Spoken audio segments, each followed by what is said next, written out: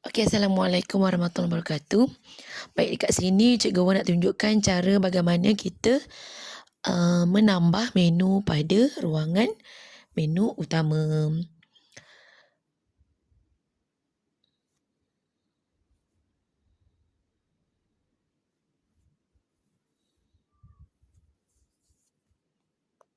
Okey, untuk menambah menu pada ruangan menu kehadiran ni, Cikgu pergi table menu kehadiran. Dekat situ kita ada update, add dengan delete. So, Cikgu tick dulu update, add dan delete. So, kita klik save.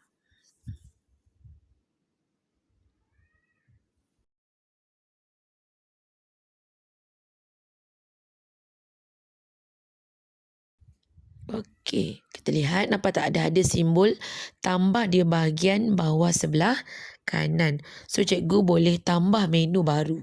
Okey, contohnya kita letak, kita masukkan ikon satu untuk kita tambah menu baru. Kemudian, kita klik letaklah tajuk situ. Carnival, contoh katnya. Carnival stamp.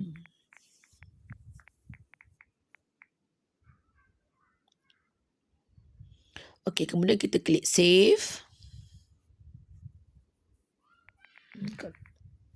Cancel. Okey, nombor 5 dah ada ke? Kita try pula nombor 6. Sebab nombor 5 tu dah ada. Try nombor 6. Kemudian kita klik save. Nampak tak? Dah ada menu baru bahagian Carnival stamp. So, dekat bahagian ni, bila kita letak simbol tambah dekat sini, cikgu boleh delete lah menu yang cikgu tak perlukan. So, sebagai admin, sekiranya cikgu dah nak guna aplikasi ni, pastikan cikgu letak bahagian menu tu read only, supaya tak ada cikgu-cikgu lain yang boleh delete ataupun tambah menu selain daripada admin. Okey, itu saja. Semoga bermanfaat. Bye-bye.